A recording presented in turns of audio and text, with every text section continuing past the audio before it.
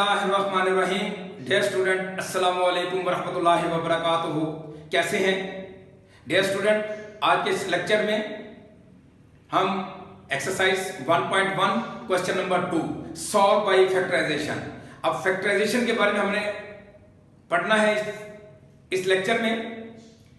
Student, हमारे पास ये quadratic equation given है और दूसरी बात यह है कि अगर आपको standard form of quadratic equation में क्वेश्चन नहीं गिवन तो आप उसको जिस तरीके से हमने अपने प्रीवियस लेक्चर में क्वेश्चन नंबर 1 में हमने स्टैंडर्ड फॉर्म में चेंज किया था, उसी प्रोसेस के तहत हम उसको standard form of quadratic equation में चेंज करेंगे और उसके बाद उसकी मिड टर्म फैक्टराइजेशन करेंगे।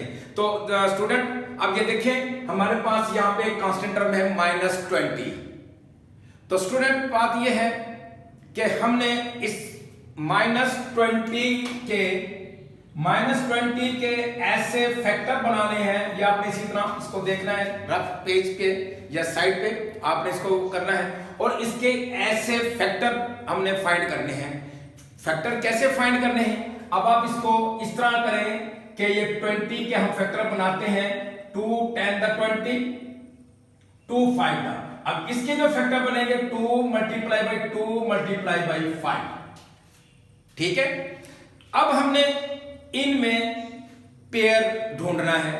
एक पेयर ऐसा बनाए कि अगर हम उनको मल्टीप्लाई करें तो हमारे पास -20 आए और अगर हम उनको ऐड करें तो हमारे पास -1 है, क्योंकि x का जो कोफिशिएंट है वो क्या है? -1। ठीक है, अब देखें, अब मैं क्या करता हूं, ये 2 और 2 4, 2 to the 4, तो इसको मैं इस तरह लिखता हूं कि ये 4 और ये 5, ये तो फैक्टर आते हैं। अब हमने क्या करना है? हमने ये करना है कि -20 लेके आना है।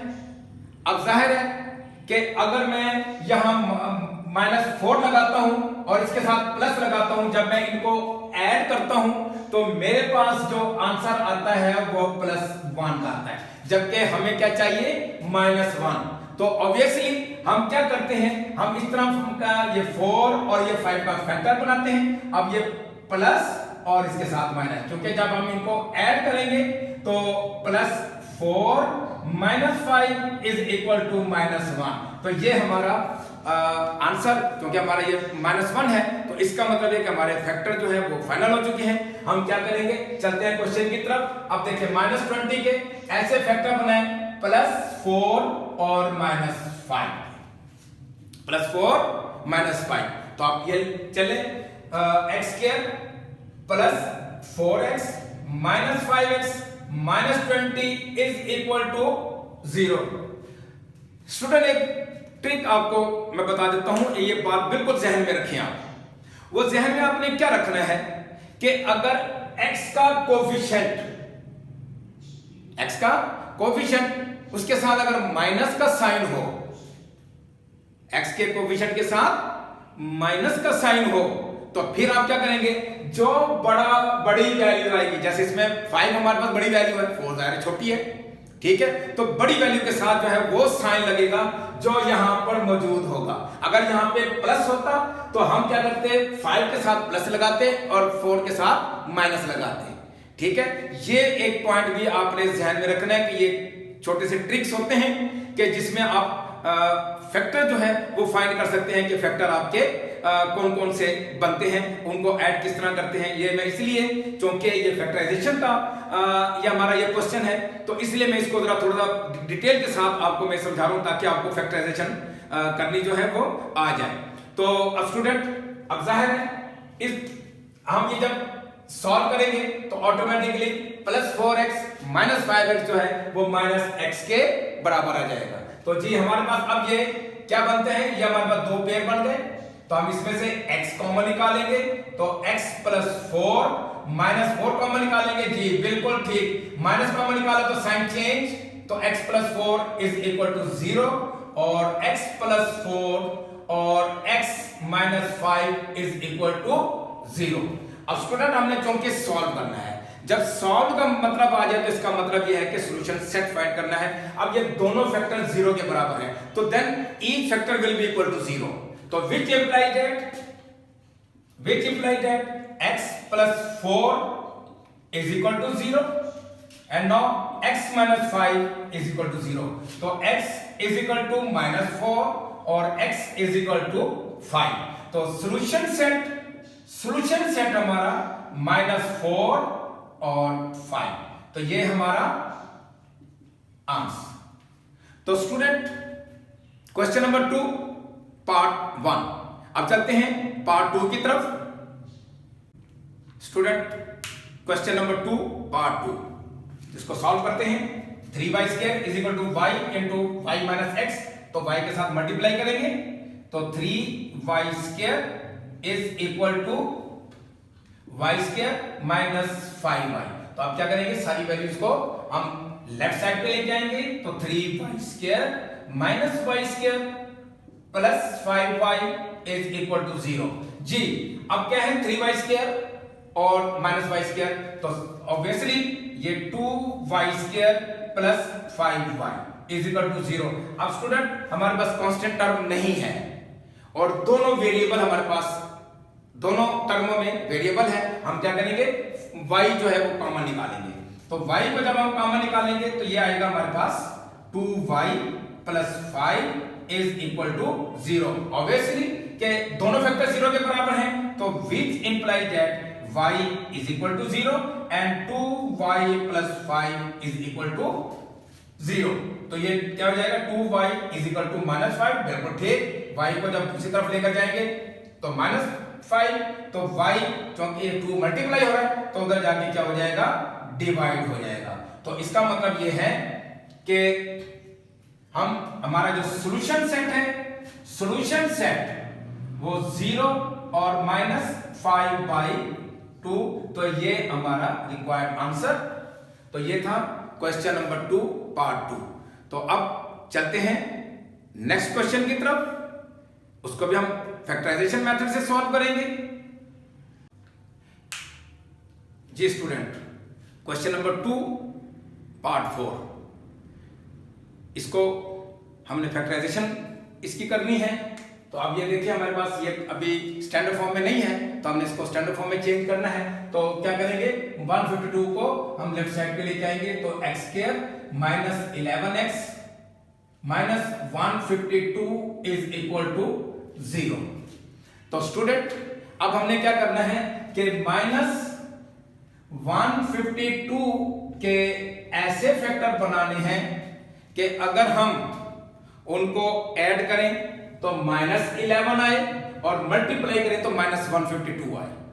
तो इसको जब आप सॉल्व करेंगे उसी तरीके से जिस तरीके से हमने इस क्वेश्चन के -20 के फैक्टर बनाए थे, तो हम इसके 152 के भी उसी तरह जब फैक्टर बनाएंगे तो हमारे पास जो आंसर आएगा वो आएगा -19 प्लस 8। -19 प्लस 8 हमारा ये दो फैक्टर हैं। आप देखें -19 को 8 से मल्टीप्लाई करेंगे तो -152, और इनको जब हम ऐड करेंगे, देखें कि -19 प्लस 8 इज इक्वल टू -11। तो ये हमारा -11 जो हमारा रिक्वायर्ड था ये -11x। तो हम इसको लिखेंगे कि क्योंकि मिड टर्म फैक्टराइजेशन है तो इसका मतलब ये है कि x² minus 19x plus 8x minus 152 is equal to 0। Now x common निकालेंगे, x माइनस 19 और यहां पे क्या निकालेंगे, 8 कॉमन निकालेंगे स्टूडेंट। तो x minus 19 is equal to 0। अब स्टूडेंट यहां एक चीज ध्यान में रखें, देखिए यहां पे हमारे पास क्या था, +8। हमने +8 कॉमन निकाला, अंदर माइनस है तो साइन चेंज नहीं होंगे। जब प्लस अब कॉमन निकालेंगे तो साइन चेंज नहीं होंगे। हाँ, अगर यहाँ पे -8 होता हम कॉमन निकालते तो यह यहाँ पे +19 आता, क्योंकि +8 है तो उसके साथ साइन चेंज नहीं होंगे। तो अब ये देखिए कि हमारे पास जो ये देखिए दोनों फैक्टर कॉमन है, तो यह x माइनस 19 और x plus 8 is equal to 0। Same process, तो क्या लिखेंगे कि x minus 19 is equal to 0 and x plus 8 is equal to 0। तो अब हमारे पास इसके ये x is equal to 19 x is equal to -8। तो जाहिर है हमने इसको सॉल्यूशन सेट में लिखना है। तो स्टूडेंट हमारा जो सॉल्यूशन सेट है 19 और -8, तो ये हमारा आंसर। अच्छा स्टूडेंट एक बात और भी याद रखिए कि देखें हमारे पास फैक्टर कौन से बने, -19 और 8, ये हमारे फैक्टर बने। अब सॉल्यूशन सेट क्या है, साइन चेंज कर दें, -19 इसका साइन चेंज करें, +19 ये आपका सॉल्यूशन सेट। यहां पे +8 है, साइन चेंज कर दें, यहां पे क्या है -8। तो अब चलते हैं अपने जो हमने क्वेश्चन पहले किया हुआ है उसको देखते हैं। अब देखें हमारे पास जो इसके फैक्टर थे +4 और -5। देखें अब सॉल्यूशन सेट, अब यहाँ पे +4 है तो सॉल्यूशन सेट क्या आया -4, यहाँ पे -5 था सॉल्यूशन सेट आया 5। तो स्टूडेंट ये चंद टेक्निक्स होती हैं कि आप इससे पता लगा सकते हैं कि आपका सॉल्यूशन सेट जो है वो क्या है। आप इसको देख लें, -19 है, इधर प्लस होना चाहिए, इधर +8 है, इधर -8 होना चाहिए। तो ये हमारा क्वेश्चन नंबर 2 पार्ट 4। तो अब चलते हैं अपने नेक्स्ट क्वेश्चन की तरफ, ताकि हमारा ये जो फैक्टराइजेशन वाला जो ये क्वेश्चन है इसका कंसेप्ट मुकम्मल तौर पर हमारे जहनों में बैठ जाए। तो चलते हैं अपने नेक्स्ट क्वेश्चन की तरफ। जी स्टूडेंट, क्वेश्चन नंबर 5। स्टूडेंट यही क्वेश्चन आप इससे पहले भी सॉल्व कर चुके हैं और हम इसको भी सॉल्व करते हैं।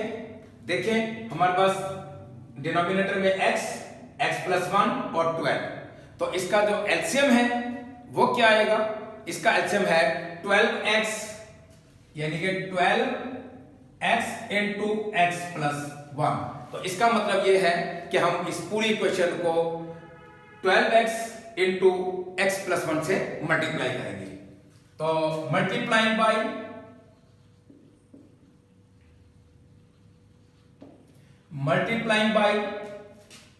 12x into x+1, तो अब ये हमारे पास क्या हो जाएगा 12x into x+1 multiply by x+1 over x plus, अब इस टर्म के साथ मल्टीप्लाई करेंगे 12x into x+1 multiply by x over x+1 is equal to, अब 25 ओवर 12 को भी मल्टीप्लाई करेंगे तो 25 over 12 multiply by 12x into x+1। तो स्टूडेंट ये बात मैं आपको अपने पहले लेक्चर में भी बता चुका हूं कि डिनोमिनेटर में जो भी वैल्यू होंगी वो उस एलसीएम को लाजमी तौर पर डिवाइड करेगी। तो चलते हैं देखते हैं। अब देखें x इस x के साथ कैंसिल होगा, ये कैंसिल, और उसके बाद ये जो x+1 का फैक्टर है ये x+1 के साथ कैंसिल होगा, और ये 12 का जो फैक्टर है ये 12 के साथ कैंसिल होगा। तो अब कैंसिलेशन हमारी कंप्लीट। अब उसके बाद हम मल्टीप्लाई करेंगे। अब यहां पे हमारे पास 12 इनटू ये x+1 और ये x+1, तो ये क्या हो जाएगा x+1 का स्क्वायर हो जाएगा। तो ये हो जाएगा हमारे पास 12x इनटू x, तो 12x² इज इक्वल टू, अब ये हमारे पास हो जाएगा 25x इनटू x+1। तो स्टूडेंट हम क्या करेंगे, अब x+1 का स्क्वायर ओपन करेंगे। अब यहां पे एग्जामिनर को बताएंगे, साइड पे आप बता दें कि since a plus b whole square is equal to a² plus b² plus 2ab, तो ये हमारा फार्मूला जो हम ओपन करेंगे। तो अब हमारे पास क्या आ जाएगा 12 into x² plus 1 plus 2x और प्लस 12x²। अब 25x को मल्टीप्लाई करेंगे तो 25x² प्लस 25x। जी स्टूडेंट, अब क्या करेंगे, हम 12 से मल्टीप्लाई करेंगे 12x² प्लस 12 प्लस 24x, 12 से मल्टीप्लाई किया 12x प्लस 12 और प्लस 24 और plus 12x² is equal to 25x² plus 25x। जी अब ये 12 और ये 12 तो ये हो जाएगा हमारे पास 24x² plus 24x plus 12 is equal to 25x² plus 25x। तो स्टूडेंट एक बात जहन में रख लें, ये दुनिया का भी एक असूल है कि जब भी कोई मामला हो तो हमेशा छोटे बड़ों के पास जाते हैं, बड़े छोटों के पास नहीं आते। अगर बड़े छोटों के पास है तो ये गुस्ताखी है बड़ों की। हमें नबी करीम सल्लल्लाहु अलैहि वसल्लम ने भी अपने बड़ों से, अपने माँ बाप से, अपने बुजुर्गों से मोहब्बत करने का, उनका अदब और उनका एहतराम करने का हमें हुक्म दिया है। ये शरीयत का भी हुक्म है, ठीक है। तो अब यहाँ पर यही चीज़ जो माशरे में हमें इस्तेमाल करनी चाहिए, जो कि लोग करते भी हैं, कि कोई भी मामला हो, शादी का मामला हो, कोई भी ऐसा मामला हो तो हमेशा छोटे बड़ों से इजाज़त लेने के लिए जाते हैं। तो यही असूल मैथमेटिक्स में है। तो बाज़ लोग ये कहते हैं कि सर हमें मैथ पढ़ने के क्या फ़ायदे हैं, इसके प्रैक्टिकल लाइफ में क्या है। अब इसके प्रैक्टिकल लाइफ में भी मैं आपको ये बताता हूँ कि आप ये देखें, अगर मैं 25x² को जब मैं इस तरफ लेके आऊँगा तो ज़ाहिर है माइनस होगा, तो -25 होगा। फिर हमारे लिए क्या मसला हो जाएगा, वो प्लस माइनस का जो है वो मसला बन जाएगा। तो इसलिए यह असूल याद रखें कि जब भी हमारे पास इस किस्म की कोई वैल्यू होगी तो आप छोटी वैल्यू को आपने दूसरी तरफ जिस साइड पर ग्रेटर वैल्यू हो, बड़ी वैल्यू हो, तो वहां इसको ले जाएंगे। हम इसको इस तरह लिखेंगे, अब ये साइड वैसे की वैसे लिखेंगे। अब ये हो जाएगा हमारे पास 25x²। अब ये 25 होता जाएगा, क्या हो जाएगा -24x²। अब यहाँ पे 25 मौजूद है तो प्लस 25x। अब यहाँ पे क्या है प्लस 24, तो इधर जाके क्या हो जाएगा -24x। अब ये प्लस 12 है, इधर जाके -12 हो जाएगा। अब स्टूडेंट अब इधर तो हमारे पास कोई वैल्यू नहीं, तो इधर इक्वल टू 0 लिखने की बजाय अगर इधर लिख देंगे तब भी कोई हर्ज नहीं है। तो ये है, ये असूल आपने हमेशा याद रखना है। तो स्टूडेंट अब ये मैं वैसे बता भी देता हूं आपको, उसके बाद मुझे जाहिर है रेज भी करना पड़ेगा। तो अब जब इसको लेके आएंगे तो क्या हो जाएगा 24x² माइनस 25x², ये प्लस 24x माइनस 25x। फिर उसके बाद हमारे पास यहाँ पे क्या आएगा, यहाँ पे हमारे पास जो वैल्यू आएगी वो ये आएगी -x² माइनस x और प्लस 12 इज इक्वल टू 0। जी अब क्या करेंगे, अब एक और मुसीबत, अब क्या करेंगे माइनस से मल्टीप्लाई करेंगे या माइनस कॉमन निकाल लेंगे, उसमें भी मिस्टेक के चांस, ठीक है। तो इसलिए बेहतर यह है कि वही असूल रखें कि जिस साइड पर बड़ी वैल्यू होगी, ग्रेटर वैल्यू होगी, तो स्मॉलर वैल्यू जो है उसको उधर ले जाएं। और ये असूल उस सूरत में होगा कि जब हाईएस्ट पावर आपकी मौजूद हो। तो चलते हैं अब इसको सॉल्व करते हैं। अब आपके पास देखिए simple easy equation x² plus x और -12 इज इक्वल टू 0। बात ही खत्म, बात खत्म हो गई। अब क्या है, सिंपल क्वेश्चन हमारा -12। अब -12 के ऐसे फैक्टर बनाए कि अगर उनको ऐड करें तो +1 है और मल्टीप्लाई करें तो -12 है। तो कैसे, ये देखिए -12, हाँ हम क्या करेंगे प्लस x प्लस 1। जी क्या फैक्टर बनाए हैं आपने, वेरी गुड जी, +4 और -3। अब इनको मल्टीप्लाई करें, +4 और -3 से मल्टीप्लाई करें तो -12 और इनको ऐड करेंगे तो +1। तो ऑब्वियसली हमारे पास जो अब mid term factorization +4x minus 3x minus 12 is equal to 0। Now x common, ये देखिए दो पेयर बन गए हमारे, तो x कॉमन, तो x प्लस 4 माइनस 3। और देखें वही चीज जो पिछले लेक्चर में भी, इसके पिछले क्वेश्चन में भी हमने आपको बताया, तो माइनस कॉमन निकाला, तो अब उसके बाद ये हमारे पास क्या हो जाएगा +4 हो जाएगा इज इक्वल टू 0। तो नाउ x प्लस 4 और x minus 3 is equal to 0, तो x plus 4 which implies that, अब देखिए दोनों फैक्टर 0 जैसे हम पहले करते आए हैं, तो x माइनस 3 ये भी 0 के बराबर। Now x is equal to minus 4 और x is equal to minus 3, तो सॉल्यूशन सेट हमारा माइनस 4 और सॉरी ये प्लस 3, तो ये प्लस 3। देखें अब यहां पे हमने प्लस 3 लिखा, अब यहां पे हम मैच कर लेते हैं। अगर मिसाल के तौर पर जैसे मैं माइनस 3 लिखा ही रहने देता, क्योंकि ये माइनस 3 में जाके प्लस हो जाना था, इंसान है मिस्टेक हो जाती है। अब ये प्लस 3 है, तो आप देखें मैं क्या करता, मैं वही उसूल इस्तेमाल करता, वो देखता कि हाँ भाई मेरे पास ये फैक्टर प्लस है, तो यहाँ पे आंसर क्या आना चाहिए माइनस 4, ठीक है। ओ ये क्या, यहाँ पे भी माइनस 3 और यहाँ पे भी माइनस 3, इसका मतलब है कहीं मेरे से क्वेश्चन कहीं कोई मिस्टेक हो गई है। मैं दोबारा क्वेश्चन को देखूंगा, ओहो ये हमारा प्लस था, अब आपने प्लस लगा दिया, देखिए प्लस 3 और इधर माइनस 3 है। तो स्टूडेंट ये था हमारा exercise 1.1 question number 2 solve by factorization. तो स्टूडेंट आखिरी बात, खुश रहिए, बड़ों का अदब कीजिए, अपने असातिज़ा का अदब और उनका एहतराम कीजिए, कामयाबी आपके कदमों में होगी। और चलते चलते हमारे चैनल को सब्सक्राइब भी करें, चैनल देखें भी सही, वीडियो देखें, और डिस्क्रिप्शन में जो व्हाट्सएप का जो लिंक दिया हुआ है, अगर किसी किस्म का कोई प्रॉब्लम है तो आप मेरे से रब्ता कर सकते हैं। तो अल्लाह आपका हामी नासिर हो। अस्सलामु अलैकुम वरहमतुल्लाहि व बरकातुहू।